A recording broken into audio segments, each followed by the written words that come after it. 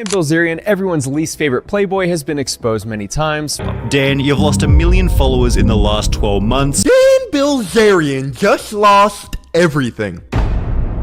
Once hailed as the Instagram king, Dan Bilzerian built a reputation out of yachts, parties, women, and unapologetic bravado. But behind all the flexing and private jets, something far darker was brewing. Because in 2025, that empire of smoke and mirrors finally cracked. And now, Dan is exposed. The lifestyle is fake, the wealth is rented, and the legacy is also built on fraud.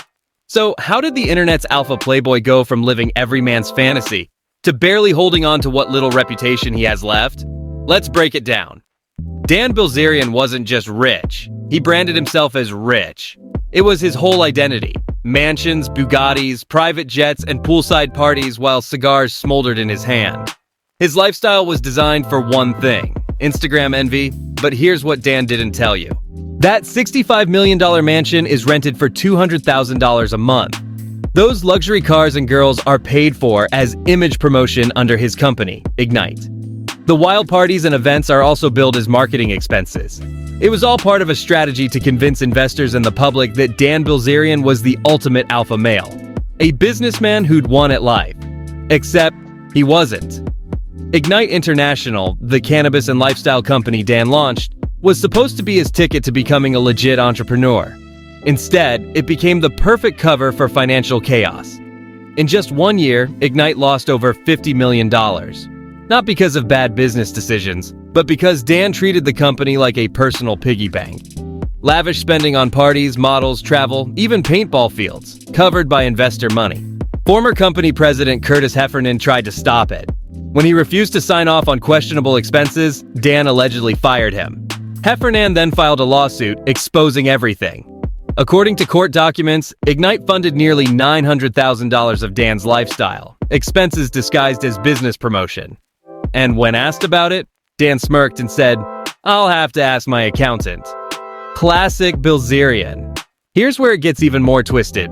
Dan always claimed he made his fortune through poker, but documents suggest otherwise. His father, Paul Bilzerian, was a convicted financial criminal, a corporate raider from the 80s who was fined $62 million for fraud and banned for life from running public companies. He's a felon, a certified scam artist. He specialized in corporate takeovers and was really good at hiding money. When he was ordered to pay all of that money back, he said, "I don't got it," so he filed for bankruptcy. Guess who was secretly advising Ignite from behind the scenes? Yep, Daddy.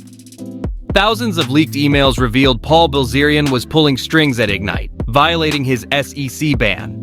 Dan publicly distanced himself, claiming he barely spoke to his father. But records showed otherwise. Talk to him? No, I do. I talked to him probably 4 or 5 times. Paul was involved in day-to-day operations, financial decisions, emails, even strategy. And when the SEC found out, they launched a formal investigation. Dan wasn't just the face of Ignite. He was the puppet of a disgraced financier. And that facade was crumbling. Business advisor it starts to plummet again because the business advisor was none other than his father, Paul Bilzerian. And here's where things start to get wicked. See, Paul Bilzerian was not allowed to technically be his advisor. They find out the person who gave him all that money in the first place was helping him run his company in the background. And now the FBI gets involved because you see, part of his conviction was if your name and company come up in the same sentence, we finna get on your ass. Paul said, "Oh, I ain't going back to the pen." He said, "I was just helping my son out for free." The lawsuit against Heffernan set off a chain reaction. Media outlets started digging. Journalists uncovered that Dan's entire lifestyle was rented or staged. The women were hired models. The followers were bought in waves. Even Dan's rich guy persona started to unravel. And worst of all, Ignite's stock plummeted. From over $2.50 a share to just 28 cents. Investors bailed. The company delisted. And while Dan posted memes mocking journalists, the numbers didn't lie. Ignite was bleeding cash and credibility. Even former employees spoke out, confirming the company existed to bankroll Dan's fantasy life.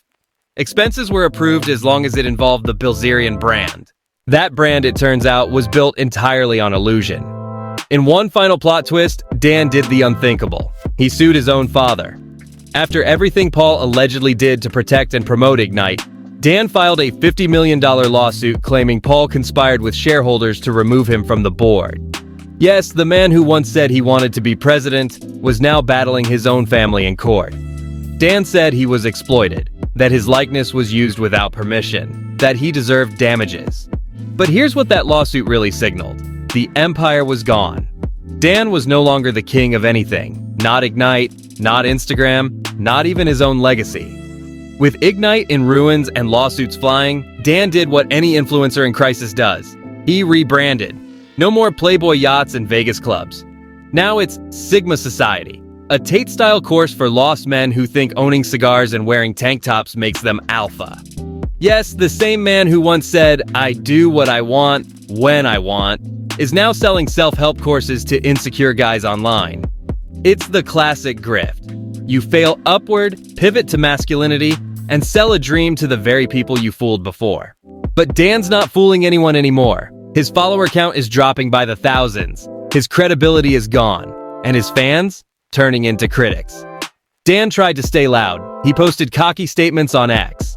He flexed that he'd never gone bankrupt. I think it's one of those things where I think also people don't really understand too much about business, and they look at it like, oh my God, the company lost $50 million in a year, and it's like, well, Uber lost $5 billion in a quarter. You know what I mean? Like, some companies lose money. Most companies lose money when they start.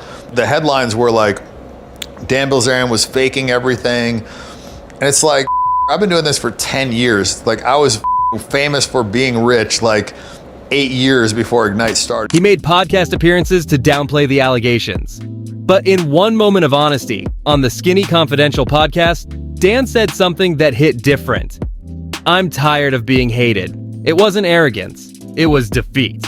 Because when your entire identity is built on being envied, and the world stops envying you, you have nothing left. Dan's not just exposed, he's alone. The party's over, the girls are gone, the mansion's empty. All that remains is a man clinging to the last threads of a carefully built lie.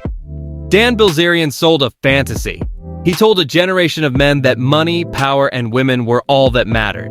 That being rich meant being untouchable. But the truth was something else. He wasn't untouchable, he was just unaccountable. Until now. The Instagram king is now a cautionary tale, a reminder that rented jets and fake followers can only keep the illusion alive for so long. And when the cameras turn off and the SEC knocks on your door, no amount of cigars, models, or mansion tours can save you.